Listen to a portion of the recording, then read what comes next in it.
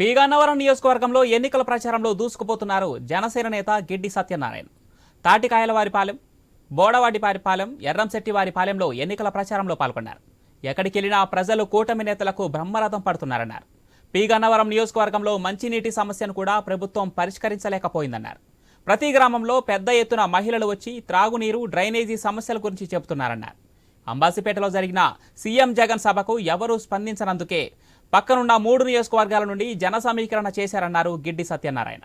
విప్పర్తి వేణుగోపాలరావు నియోజకవర్గంలో ఏమీ అభివృద్ధి చేయలేదన్నారు. ఇప్పుడు మళ్లీ ఎమ్మెల్యేగా పోటీ చేసి అసెంబ్లీకి వెళ్లి ఉద్ధరించేస్తాడా అని ఎద్దేవా చేశారు.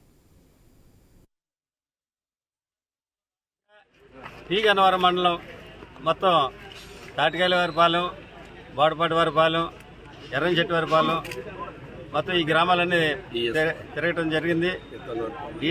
డిఎస్ పాలెం నుంచి స్టార్ట్ అయ్యి సెంటర్లో అంటే గన్నవరం సెంటర్లో మరియు పితనవారిపాలెం మొత్తం ఈ ప్రాంతాలన్నీ ప్రచారం చేయడం జరిగింది. ఈ ప్రచారంలో భాగంగా జనసేన, తెలుగుదేశం, బీజేపీ నాయకులు, కార్యకర్తలు, వీర మహిళలు మొత్తం అందరూ కూడా భారీ మొత్తంలో పాల్గొని ఈ ప్రచారాన్ని చాలా విజయవంతం చేయడం జరిగింది. మరి ఏ ప్రాంతానికి వెళ్ళినా ఇక్కడ వాళ్ళ సమస్యలు చెప్పుకుంటూనే ఉన్నారు.